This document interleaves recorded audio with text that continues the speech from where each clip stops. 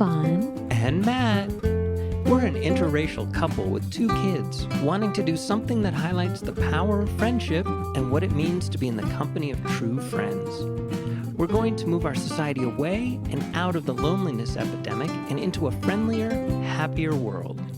Welcome to our friendly world.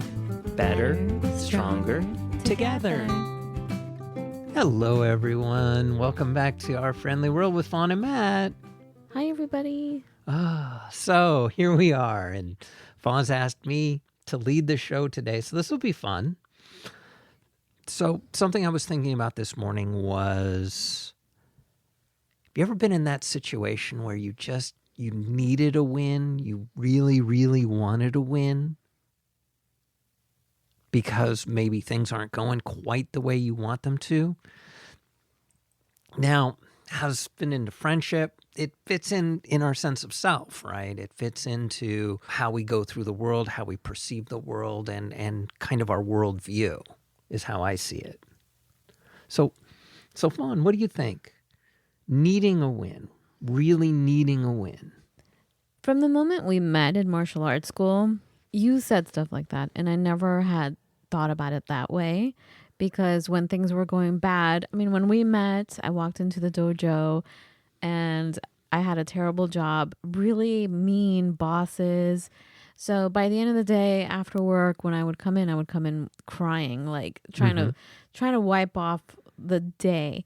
And between that and struggling with bills, trying to make it as an artist, photographer, and then having a 9-to-5 corporate like office job. Right. Being mistreated at work, like feeling like the smallest of the small and feeling so insignificant. I never thought about even asking myself, how can I even get a win? Or thinking, I just need a win. Like things were so deep that I just didn't even think of asking for a win or that I needed a win. I never even thought about it that way. I think just thinking about needing a win is a win. Because you're looking forward to it. Whereas me, I was just drowning. I'm like, okay, I'm drowning. But were you drowning every moment of every day? A lot of it, yeah. Well, a lot of it is different than honestly, all of it. My breath, me coming up was coming into that dojo. Because it was so different from the rest of my life. No one there was from my neighborhood. Right. No one was from work. No one was even like remotely close to what I did. Like everybody was so different from me. That is true. So it was such a breath of fresh air. So it was that for me was how it kept me alive. Like it gave me life. Mm-hmm. But I never thought about it. I never thought about like, I need a win. But I would always hear you say, like when you saw me really upset, and this is when we were starting to become friends, like you would talk to me, you had so much compassion, but you would lean over and say, when the world is this absurd, when things get to the point of like everything seems to be sucking, right? You have to laugh at it and go, this is just has gone into the realm of absurdity. So like, I just remember you saying stuff like that and then also talking about getting a win. Like, I just need a win, Right. So anyway, does that answer your question? In a way. What was your question? I'm sorry. I just ask your perceptions about wanting / needing wins and boom, there you go. And you define literally, I guess for thinking me, about a win as a win. Well, yes. And also for me, thinking of a win, I always think of the big win. Whereas I've noticed like our whole life together. Mm-hmm. You're talking about like even a teeny tiny little mouse of a win is a huge win. Can be. Whereas for me, I was just like, I need a big win. Right. It was like an all or nothing. And it led me to understand that I need to appreciate things and be grateful. Like it kind of goes in that realm of being grateful, but it doesn't have that speak that is now so trendy now, like, oh, be grateful for everything. You didn't speak that way. You were just like, good God, no. What's a win here? I need a win. It Right. could be finding a quarter on the street. It depends on where you're at, what a win looks like. And the trick with finding a quarter on the street is that's a difficult one because that's something that you don't have any control over, whether or not you find a quarter on the street, other than you're looking on the street. Really? Yeah, You how don't much have control do control you of that? really have over that? If there are no quarters on any streets, you'll never find a quarter. You know what, Matt? I don't understand what you just said, by the way. What? There are always quarters on the street. There's Are there? always something. Look, one night, it was a windy night. It was in Santa Monica. It was kind of late. The stores were closing, and we were in an area. I wasn't with you. I was with a friend. We were in an area where all the ugly stores are. So it was like, it was east of Lincoln. So for those of you who don't know, like Santa Monica, California, we had like even shirts that had the acronym AWOL, and it stood for Always West of Lincoln because Lincoln was a huge street that would divide pretty much all of LA. But if you were on the west side of it, the temperature was 20 degrees cooler.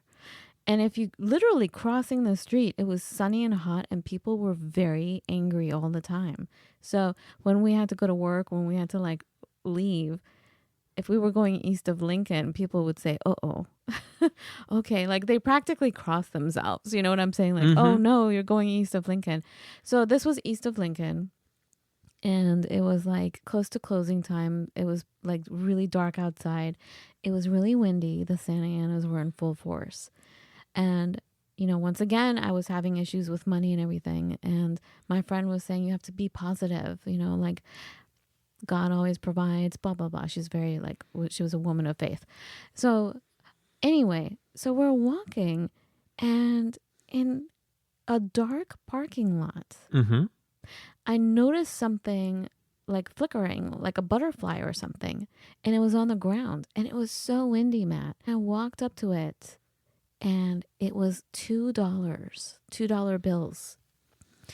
But it was like there was an invisible thumb on it, but the wind was blowing so hard that it was flapping around. Right. But it was still there, and I picked it up. I'm like, oh my goodness.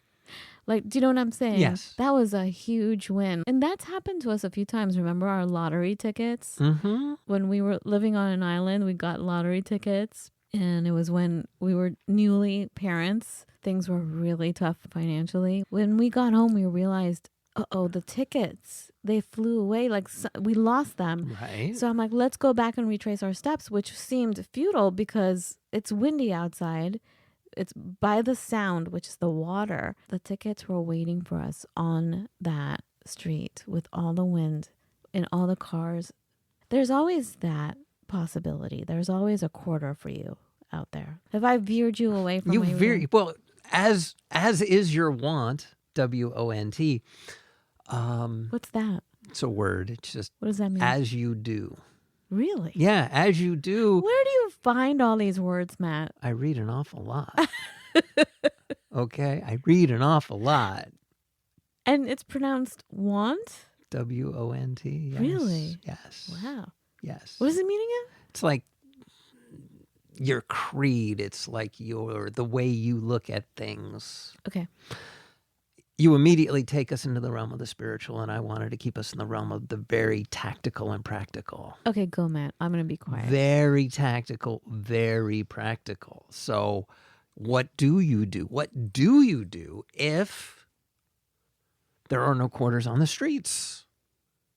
If finding a quarter on the street is a win, or if you're willing to accept whatever comes your way that you can perceive as a win, sometimes that doesn't happen. Sometimes that doesn't happen. So, because it's outside of your control. It's completely outside of your control.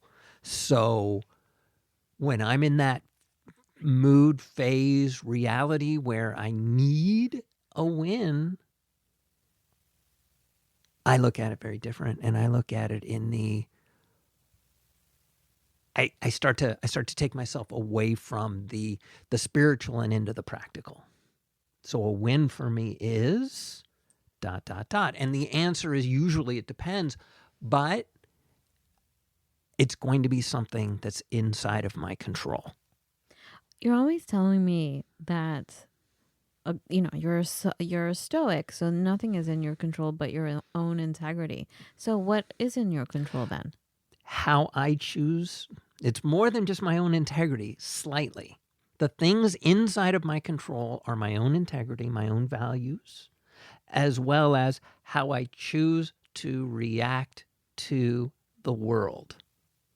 That is again in my control. So if somebody cuts me off on the road and I flip them off, that was inside of my control. It wasn't inside of my control that the guy cut me off, but it was inside of my control to get angry and then to explode all over the guy. So it's about keeping that together. So inside of that very narrow constraint, what does a win even look like? How can you define a win other than just, well, I was myself today, so woohoo, that's a win. And I think honestly, wins come from one or two really tiny things. And it comes from certainly looking back and reviewing the course of a day and saying, was there anything I did today that I'm especially proud of, that I did especially well? And What do you do when you don't? Because when I get into a mood, even things that I'm normally proud of, like I'm a great cook, I like to, I do certain things in a very artistic way in our home, and I'm proud of that. But when I get into a mood, Matt, the thoughts come in, I'm the worst cook, I'm the sloppiest, I'm basically negating everything that I felt good about myself. Right. Negating that. So I can't even go there. Do you know what I'm saying? So what do you do in that case? Do you have that kind of mind trash where you're telling yourself, I'm ugly, I'm not talented, I'm not worth anything? Where usually that's not the case, and that's not the case. You're a good cook, you're a great cook, that you have these virtues, but when you get into a mood, when you have that mind trash, what do you do when it's telling you the opposite? You're telling yourself the opposite. When you are physically telling yourself the opposite, yeah, you're right. You're pretty hosed. That's a hard one to dig out of. And honestly, for me, it becomes, I need to change the surface areas, change the dynamic, change the reality. And so all of a sudden, if I'm beating myself up over, let's say, cooking, flip the script, something else, anything else, trying to figure out how you can eke out a win. And maybe, I would hope you can define a win as, I'm going to react to this better, but sometimes you look for a more objective measure. And maybe that win becomes almost something mundane, like I'm not going to let ... bother me. Or I'm going to, God, I'm having a slightly challenging time thinking about it because I have my own series of objective measures. Things like when I feel like I need a win, I can jump on my bike and I can see how far I can go in 15 minutes. And if I really push it, and that's 15 minutes out and then 15 minutes back. So it's really a half an hour. But if I really push it, I know that I can either get super close or do better than the distance that I've been before. This makes me think of when we were parents for the first time and the baby wouldn't stop crying. And I was doing everything and I was exhausted. You got more sleep than I did. So then you would take the baby. And then I felt even more terrible because I'm like, I can't even take care of the baby. But then what you would say was, all she needs is a change of scenery. You need to change. What would you say? You need a change of atmosphere. Change of perspective, change of atmosphere. So it's like being held by someone else or leaving the house for a little bit, going to another room, sometimes changing the temperature. Yes. That makes all the difference. Yes. For you to switch your mindset. And in that case, it was the baby's mindset. So, to have the baby stop crying. Right. And martial arts can show us that as well, because there's a story about the young student and the old master, and the young student is like, but I'm faster and I'm meaner and I can whoop you and all the rest of it. And the master stands there and doesn't say anything, but the student goes to attack him and the master just thumps him on the forehead, just taps him on the forehead. And that's it. Not a strike, not an anything, but it was a change in his perspective. And then he realized maybe he didn't know as much as he thought he did. So it was a little boop. It was a little boop. Yes, it was. Yes, it was. And sometimes you're right. Sometimes it is a change of scenery. Sometimes it is figuring out in those times where you don't need a win, what a win might look like. So a win for me sometimes is there are lots of websites that offer various and sundry programming challenges. And you can pick an easy one. And the easy ones don't start easy. They're not easy when you first do them. But when you start to see the patterns and you start to see what's what, all of a sudden, they become easier. The trick is that you have to be careful how you define your wins. And your win can't be, I'm going to get 1 million likes for my post, because you don't have any control over that. But maybe your win is, if you're in that sphere, and I'm not, but maybe your win is, I'm going to post 2 things today. Because guess what? You can do that. You have control over that, unless an act of God comes down and you lose power, blah, blah, blah, blah, blah, blah, blah. But would you then say, oh, well, I guess I'm a loser. I guess I didn't, because I didn't do what I set out to do for my win. I guess no, you wouldn't say that. You would say, wow, the world conspired to make sure I didn't do that. So is this where you would always tell me about momentum? This is part of momentum, So yes. like, to explain to our friends, can you give an example of how you would describe momentum to me? Because I would be like, what's the use, Matt? And you're like, it's all about momentum. All about momentum. Can you explain to our friends what you meant back then? So, okay, so we have we have many, but we have 2 different minds in our own head. There's our conscious mind and our subconscious mind. And sometimes our subconscious mind and our conscious mind are not on the same page. And so tiny acts that you do inform your subconscious what you're about, is how I look at it. And so something like, I want to write a book. It can be enough to write a paragraph on a day, to cue your whole essence into, this is what I want to do, if you build on it properly. And that's the trick, is building on it properly. So maybe it's writing a paragraph one day, writing 7 paragraphs the next day, or going through first thing when you wake up, think through what it is you want to write them. I mention this because I'm thinking, oh dear, still about writing a book. I remember the example you gave years ago when we were first dating. I was looking for a job, or you were looking for a job, and you were like, it's the momentum. That's momentum. And I think it was like going to the gym and working out. Like, you're creating momentum. You are. It has nothing to do, it seems like it has nothing to do with finding a job, but the momentum, you're building momentum by going to the gym. Well, you're. Or going, I'm sorry, I keep interrupting you, or by going on a bike ride, or walking, or going jogging, or moving your body is the momentum forward towards a better outcome. And sometimes we don't even understand why what we're doing will lead us to ... But, there have been occasions where actions I have taken have ramifications way down the line, right? So, yes, momentum is very important, but we're trying to talk about wins and needing and wanting wins. But doesn't that guide you towards the win, though? It can. I'm just remembering all the things you've told me that like moved me so much, that helped me so much. So I'm just trying to bring those in as well as examples. Do you know what I'm saying? I understand. I guess I'm more kind of laser focused on kind of where my head is at right now, because ladies and gentlemen, I am once again on quest for a new job. So anyways, so what does a win in that whole context even look like? Does a win look like, let's say I had an interview. Hey, does a win look like I got the job? Well, that's challenging because guess what? I don't have control over that. I really don't.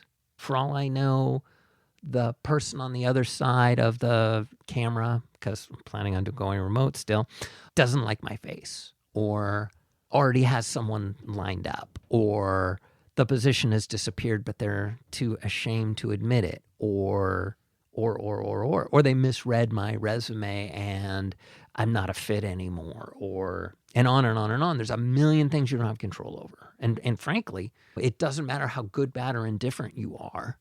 If the interviewer has stacked the interview in certain ways, you're going to fail. And if they've stacked it in other ways, you're always going to succeed. It's a messed up thing. But ultimately speaking, you don't have any control over it. And so in that situation, I view a win as, did I represent myself well? Do they understand what I'm about?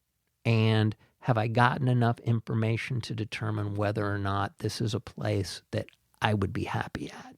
And if I can answer yes to all three of those, I'm good. I've won, because there's only so much you have control over. Classic Stoic story is Archer. Archer shooting at target, whatever that target is, right? The instant he releases his arrow, he's done. And he has no control over the outcome, ultimately speaking. And that's kind of the mindset. Now, that doesn't mean he didn't train like a fiend. That doesn't mean he got the best bow. That doesn't mean he's got arrows that are perfectly straight. It perhaps means all of those things. He's done all the prep. He's done everything he can to make the best possible shot. But ultimately speaking, a wind can crop up. He could be shooting at a wind can crop up. He can be shooting at a moving target that changes its speed, etc., etc., etc. And that's where, to me, the spiritual aspect comes in, because you've done your part, the momentum. Right. And then you're releasing it to the universe. You're releasing it to God. You're releasing it to a higher power and having faith that the other side will do its job. But then you have the possibility of getting mad at God, don't you? Yeah. Yeah. Whereas in my world, I've won. And in your world, you only win when things happen outside of your control. Can't expect the outcome to be a certain way. Mm-hmm. Like our kids, one of them wanted to apologize to the other and was afraid to do so because of the response that would come as a result of apologizing for something that was done that was terrible. Mm-hmm. And I said, you have no control over that, and you shouldn't have any expectations of a particular outcome. All you can do is apologize. I've reached a point where when I have let that arrow go, the target that I am seeking, once I let it go, I should know that it may not be my intended target. It may go to a different target that is for my best good. Right. For my highest good. Mm-hmm. So, or I don't know all the reasons and all the ramifications. I don't know the grand scheme of things. Right. So I've come to a point in life where I'm like, okay, I've done everything I'm supposed to do, and I may not see the outcome because I have a limited scope. I'm myopic. I have to trust that I'm guided to where I'm supposed to be. So, so when I start getting mad at God, mm-hmm. and I do, yeah, there are many times I'm like, what the F, man? But then I'll calm down, hopefully, and think, okay, all right, I trust you, but things are looking really dire over here. Can you please send me something? Help? So close to where I'm at, and yet so far. What do you mean? I'm not mad at God. I'm happy with myself. And what comes, comes. See, you're so much more evolved than I am. No, you really are. Sometimes I wonder why we're together. Like, I must be the dumbest, like, weirdest. Like, why are you with me? Sometimes I wonder. Like, I don't read the way you read. I don't know want. WONT. Nobody knows that word. By Come the on. way, our honeymoon, we got into our first huge argument. Oh, yeah. Because we were playing Scrabble, and Matt put down a 2-letter word that was worth like 16,100 points. Mew. Mew? M-U, mew. Ugh. And I'm like, that is not a word. And we started, I was yelling. It was awful. And then I made you look it up, and then I just wanted to, I took the dictionary and I was like, did I turn over? I refused to play. Yeah, I you was stopped so playing. angry. Yeah, Angry. That was a thing. We didn't play Scrabble again. Do we? We have Scrabble. I see it. Yeah, we have many forms of the Scrabble game. Let's play. I only like to touch the tiles. I like the way Let's they feel. play. No. Anyways. No, but seriously, like, do you think I'm just a stupid person? No. And of course, you're not going to say I'm stupid. Not at all. Not at all. I just don't. You and I come at things from different perspectives, and there's a strength to that, and there's a beauty to that. Wildly different, by the way. Sometimes. I mean, most of the time it's people on the outside looking at us like, how are those two together? But sometimes I think it too. I'm like, how are we together? What? And what's interesting is I never do. Ouch. Ever. I'm sorry. Anyways, well, folks, because you're much because more I evolved. scored. What do you mean? I scored. I scored. Anyways. Okay, this is getting gross for other people. All right. Thank you. Whether you view your wins the way I do or the way the wife does. I just realized you're way more positive than I am. I hope you have many of them. Yes. Okay? And say that again. I interrupted.